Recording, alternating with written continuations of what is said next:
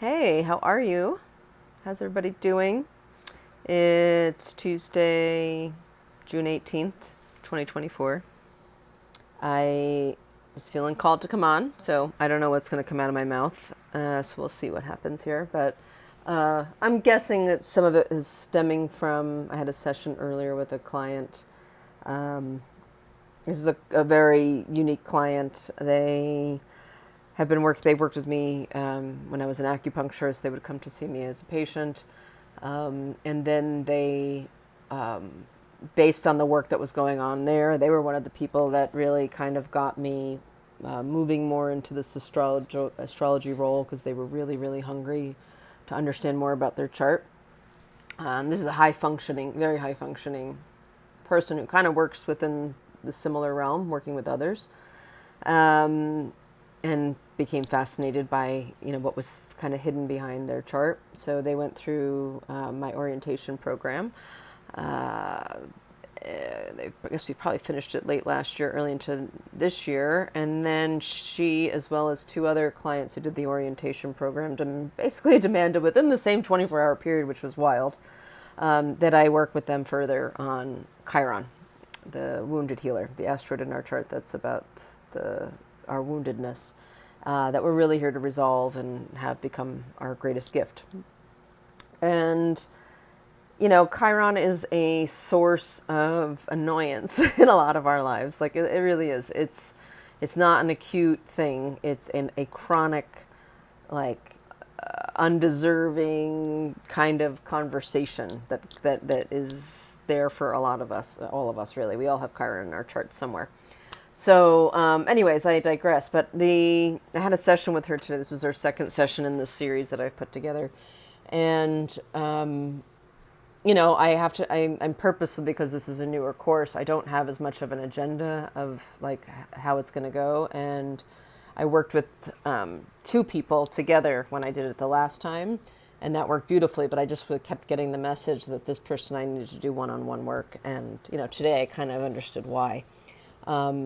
Those of us that are in the healing profession, those of us that coach, those of us that are therapists, those of us that, are in even any form of practitioner, kind of role where you're serving another human in a lot of ways, and particularly as it relates to their health or their, whether that's mind, body, spirit, the health of any of those things.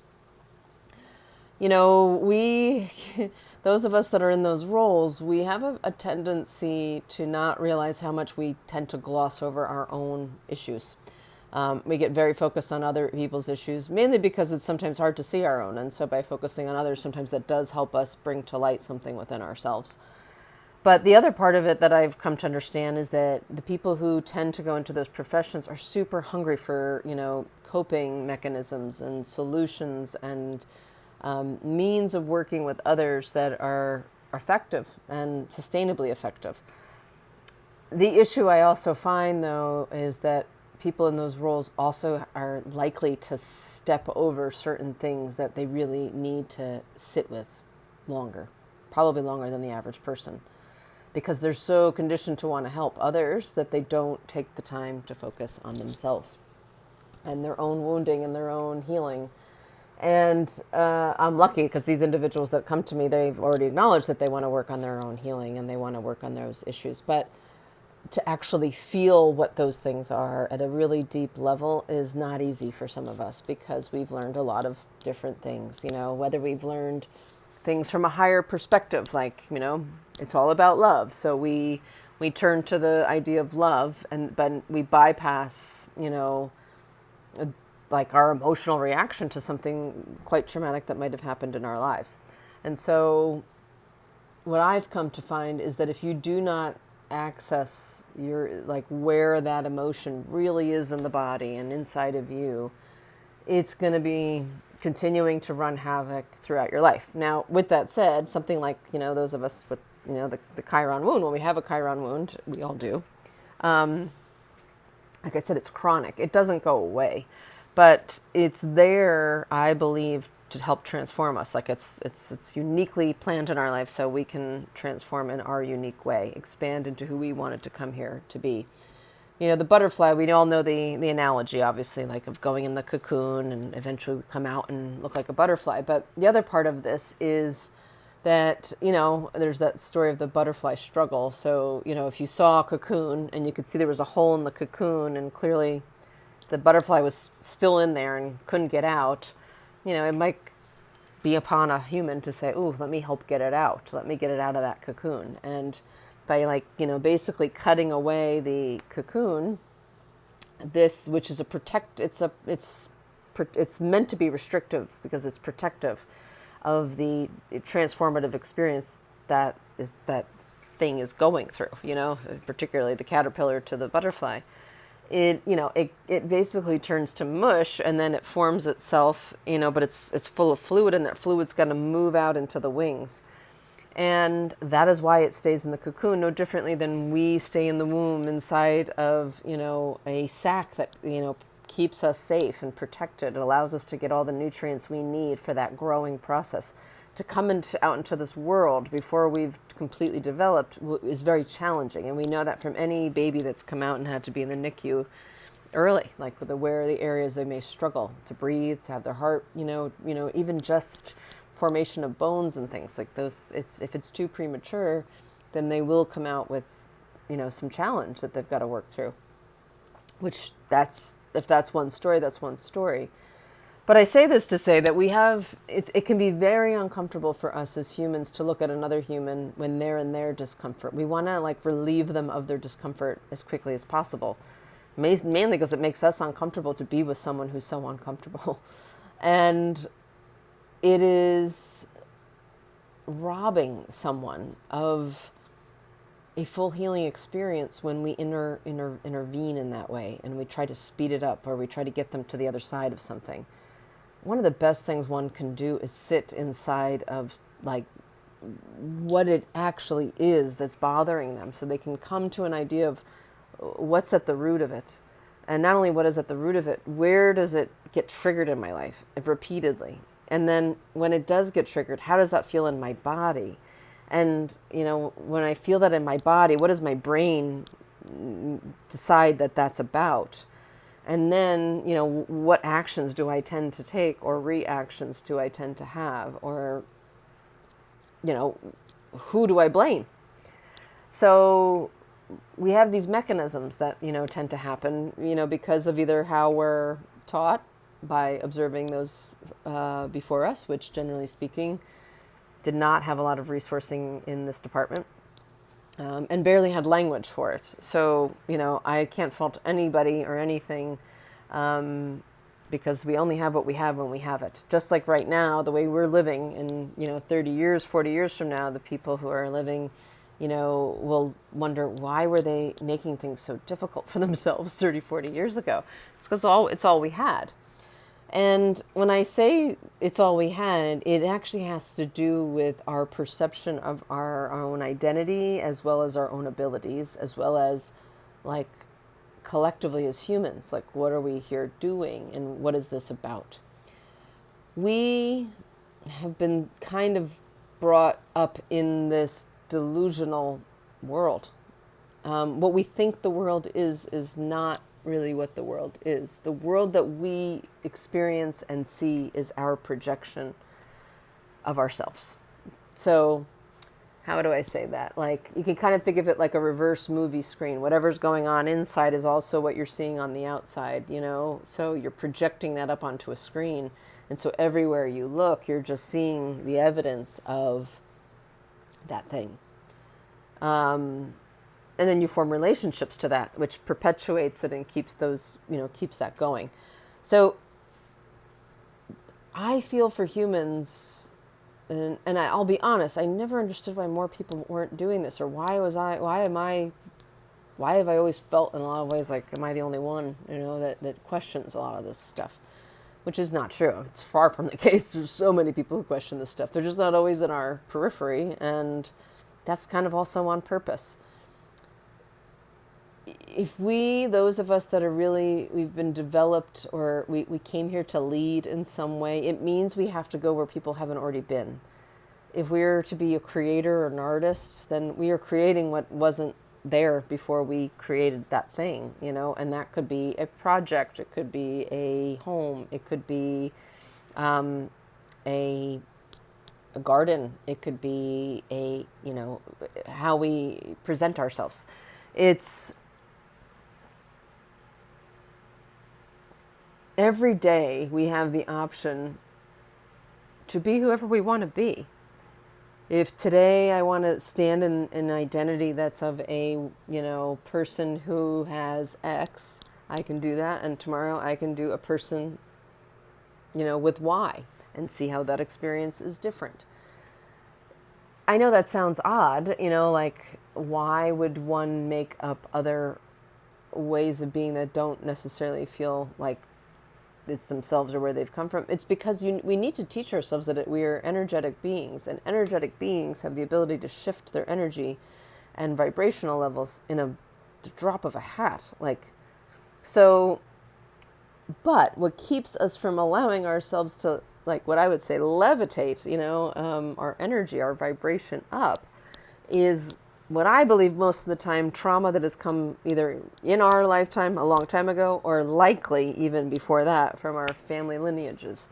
Because those people, again, did not necessarily, when they were going through what they were going through, they only had particular types of resources, including how they made sense of things. Because when you only have access to what you have access to, if someone from this time frame where we've got like the internet and crazy technology, versus the early 1970s, like, you know, or prior to, like, you know, World War II, the language that the people of that time would have been speaking versus the language we speak now is just different. It may seem similar, but it's not. It's not. We don't realize how much we introduce into our language every single year. So that's just one thing to get. So I'm bringing all this up. Why is Kelly bringing all this stuff up? I'm bringing all this stuff up because I am someone who is clear. I'm here to play some form of a guide to others. And I've been playing that role for the betterment of 20-something years. And it's started in, you know, yoga, teaching yoga and being a health coach and life coach. That evolved on into herbalism and Chinese medicine and becoming an acupuncturist. And then all of that work evolved into really focusing a lot on trauma, ancestral trauma, addiction, and these other areas that I just seem to, when I would, you know, look around, I'm like, everybody's got those three things. You know, somewhere in them you've got it. So, and I've just questioned where, you know, why is that the case? And so, you know, as an acupuncturist, I would be speaking a language, you know, that a lot of times I'd be trying to explain traditional Chinese medicine to people. And the language of traditional Chinese medicine is vastly different than that of Western medicine. And our brains validate certain words based on how they're presented. So if I was starting to talk, and this is how I was literally taught in school, that don't talk to your patients about qi or yin and yang. They're going to think you're crazy, or you're, you know, you're too woo-woo, or you're, you know, so make sure you explain it like Western medicine, you know, in some way. Explain that to them. And I came to Eastern medicine because Western medicine made no sense to me. It made no sense to me why we would treat symptoms, because it was evident that was never going to treat a problem. It was just going to, like, put a Band-Aid over something that you'd have to keep putting a Band-Aid over, and then eventually that Band-Aid would turn into essentially an abscess, and that abscess would basically blow open a person. It doesn't do anything. It actually just wreaks havoc on the rest of the system. So I got interested, and that was because I was raised around two parents in, you know, the Western medical model, and they worked in and out of hospitals, and I could see at a very young age, wow, this isn't working for people, you know, it only works so much. And wow, hospitals are these crazy businesses that now, like, at least, you know, the one that my dad was working at, you know, became a for-profit business, and it's when everything went to hell. So I purposely chose to leave that language for a language that's based in nature, and that to me made all the sense in the world, because nature always made sense to me. You know, every morning the sun is up, you know, and every evening the moon comes up. Every winter it gets cold and we get snow. Every summer it gets really hot, and you know the deal. Like nature has been nature, and it's, you know, Mother Nature and Mother Earth is going to be here long after we are, and was here well before us.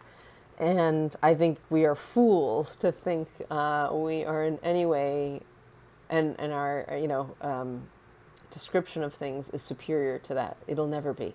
It just can't possibly be. Everything we create comes from the elements that make up nature. So I have decided, in the last particular year or two of my life that I wasn't going to, I'm not going to speak in a way to people that makes them feel more comfortable.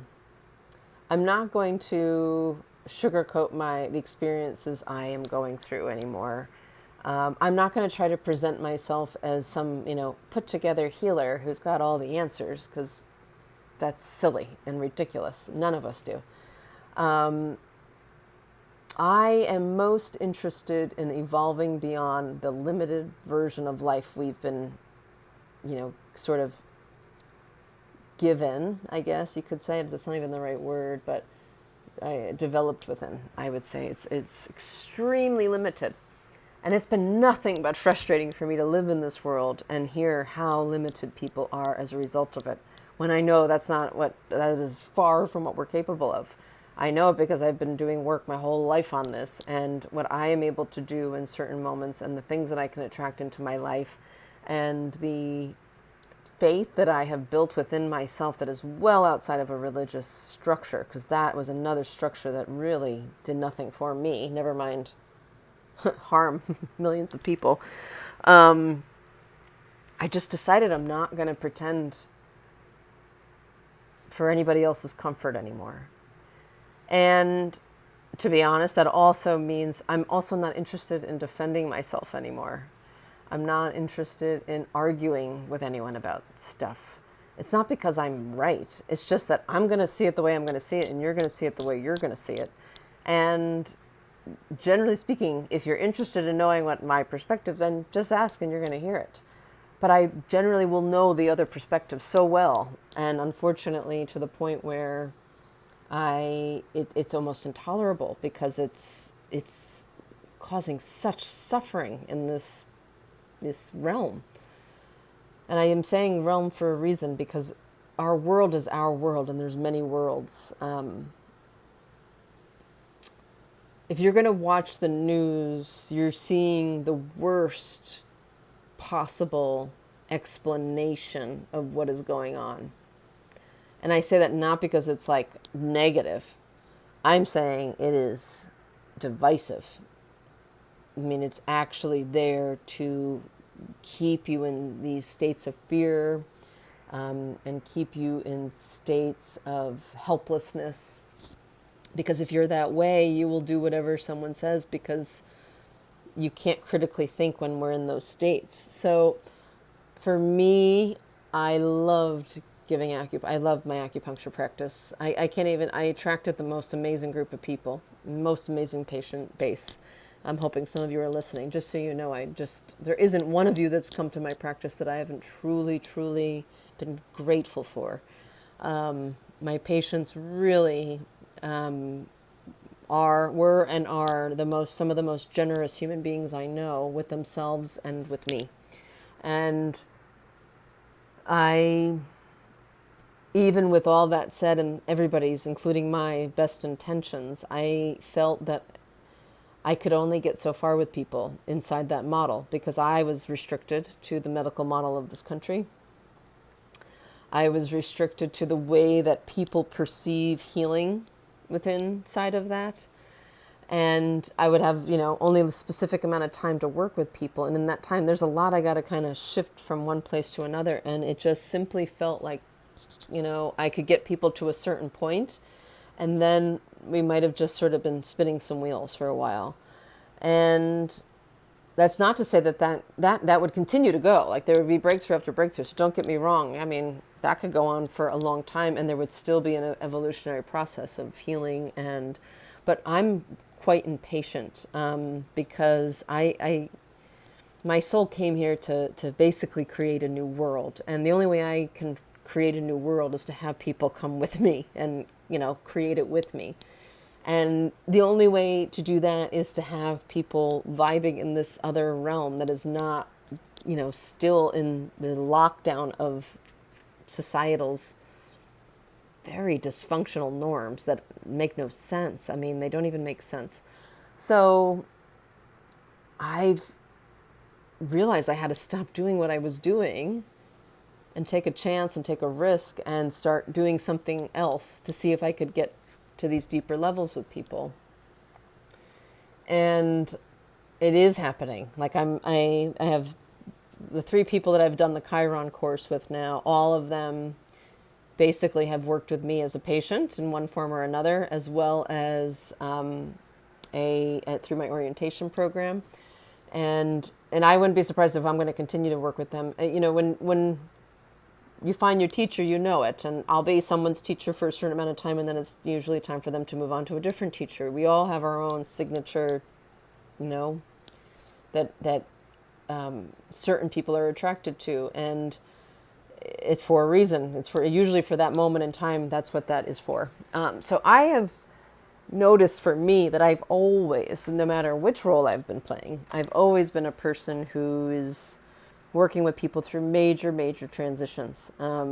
Death, illness, divorce, moving, adoption, abortion, sexual trauma.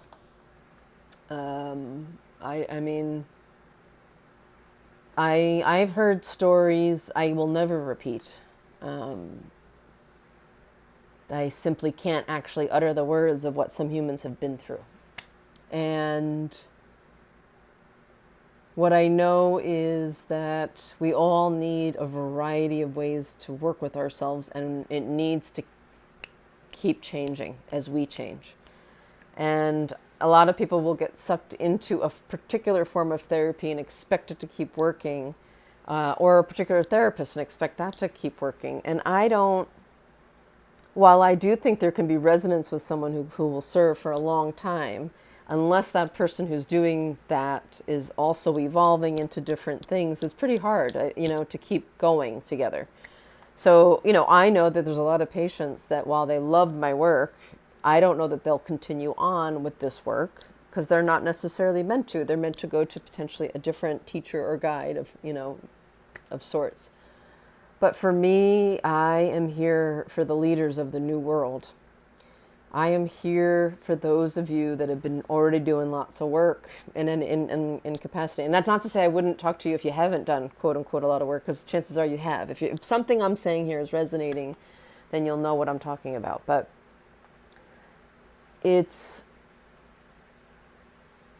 we're going to be moving into this world where we can shapeshift in rapid ways.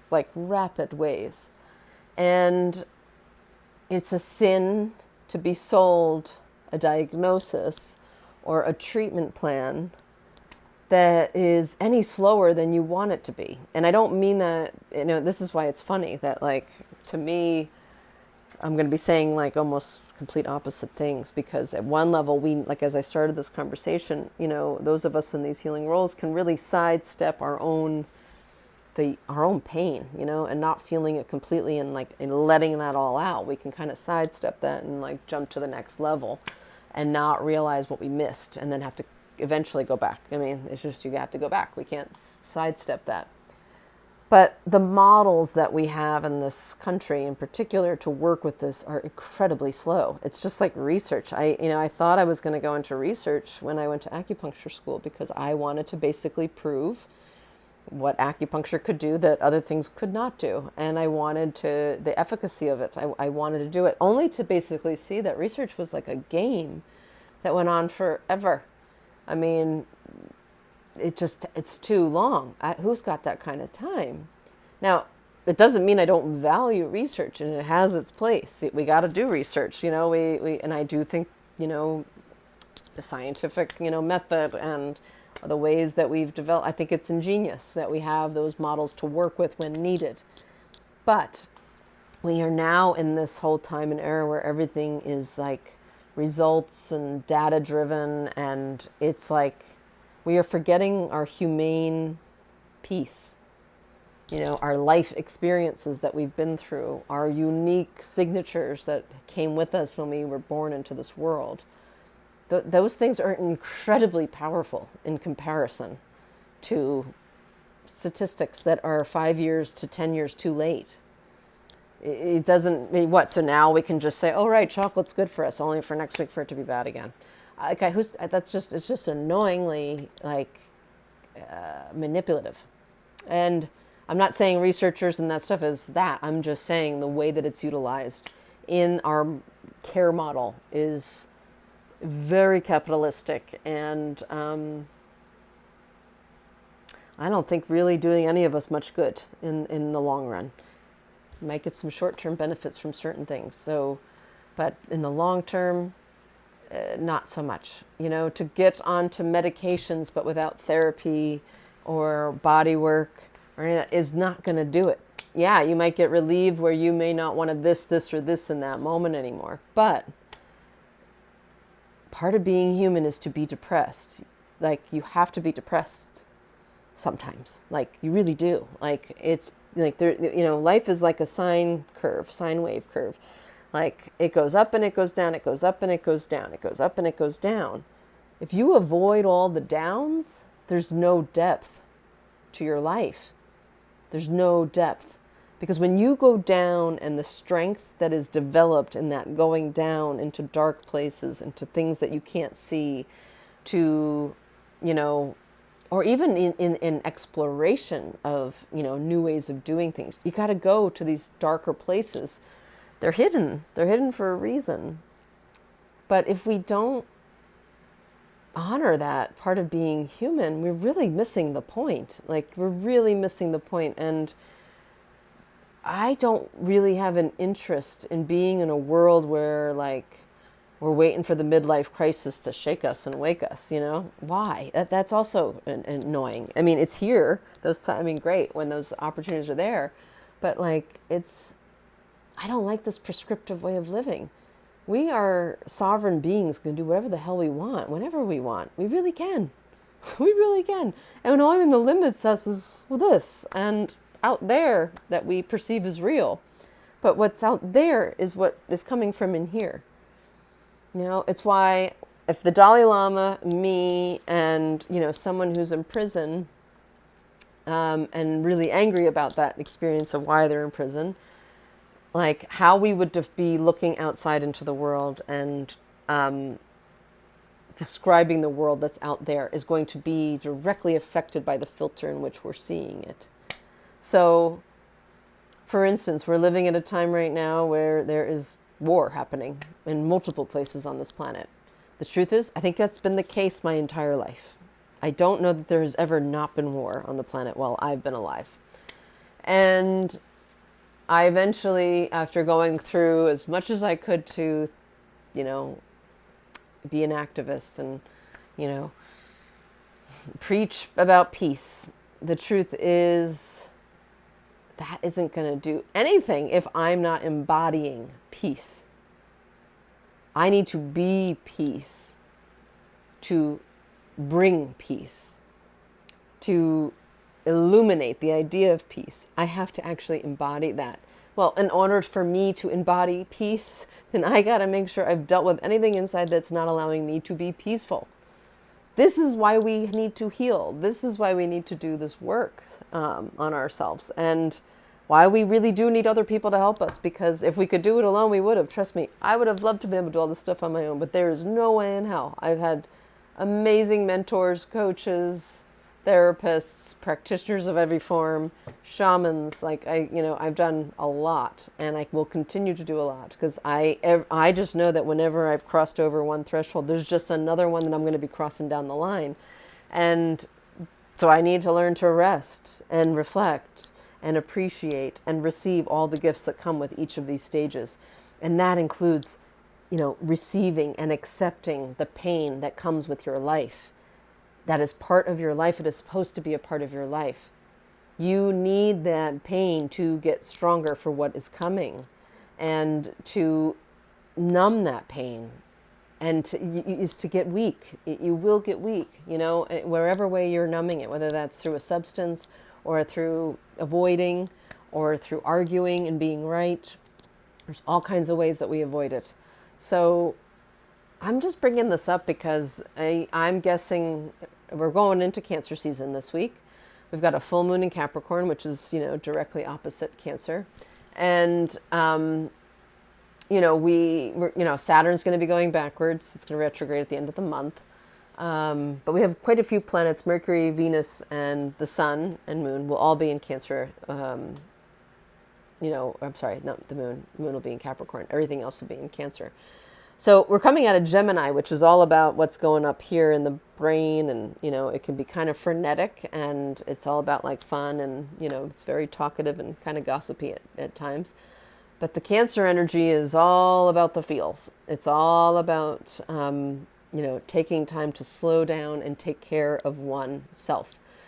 Cancer is ruled by the moon, and the moon is representative of the mother, the nurturer. And when we think of mothers, most of us do not think about someone who is selfish. We think about someone who is always nurturing another. So in Cancer season, it's vital we do a lot of nurturing of ourselves because our tendency will be to, reach over there. So that's kind of, I guess, the message today. I didn't know what it was totally going to be and how it was going to come out. And I hope this makes sense because I'm going on 31 minutes here. But it is vital that we really take time in these months, these slower, watery, emotional months to check in with ourselves. Don't numb what's coming up. If you can avoid it, like try to be with it. It's usually fleeting. Like it comes and it goes. You know what it's like to be in an ocean where the wave, there's like a series of waves where you're getting like choong, choong, choong, and then suddenly it stops and you look out and you're like, oh, there's no more waves. And then they slowly build again. And crash, crash, crash. And here we go. And then there's that calm. That's what life is. And the more that we can accept it, the more we can expand within it.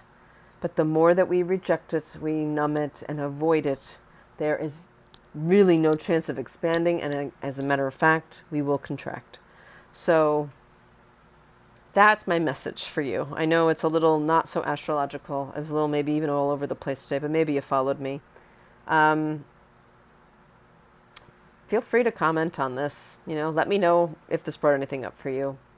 I just really want people to know there's so many more options, to take. And the world they've been sold is not one that I would actually recommend. I would highly, highly recommend you look into some alternative ways of seeing things. There really were the original way of seeing things. But again, our culture has sold these things as alternative, as if they're brand new and not proven.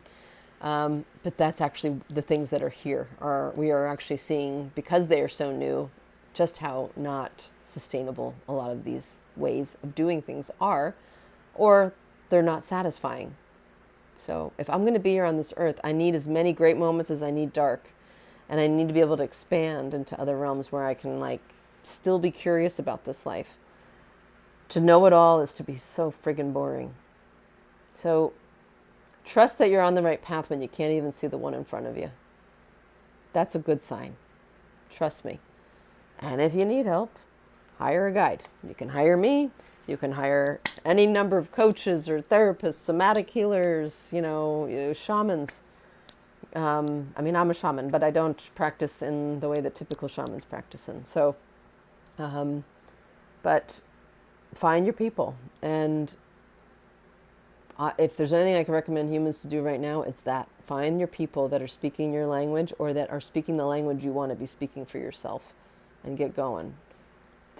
We're going to be moving at rapid rates, and it will just feel like you're getting dragged if you don't allow yourself to surrender to this process. And I mean that literally. It's going to feel like you are on gravel getting dragged. It is going to be exorbitantly painful. I'd rather see you sit and have a full-out raging fit for 20 minutes and release that and then be able to actually approach a moment from a new place versus coming from the same old place that hasn't really gotten you where you want to go. All right, I love you. I hope this isn't too heavy for you. Actually, maybe I do hope it is. Maybe I hope this makes you want to go deeper. You're worth it. You're worth the time of this work. You're worth the expense of this work. You are worth every emotional tear or laugh. Because trust me, you're going to have to burst out laughing with some of this stuff when you start to see through all the illusions that maybe you were really believing for a really long time. And that can bring a ton of grief as well when we realize how much of our life we've sacrificed for something that's not really true. Okay. I send you love. I send you peace. As we're getting into this Cancer season, I really hope you take very good care of yourself. Make yourself a higher priority. Trust me, your children will appreciate the good modeling behavior, because most kids look at their parents and go, I never want to grow up and be like that and run all over the place. Yeah. All right. Love you. Have a wonderful day. I may jump on again. Maybe we have the solstice later this week, so maybe I'll jump on. But if I don't, I really want to wish you a wonderful and magical solstice. Peace.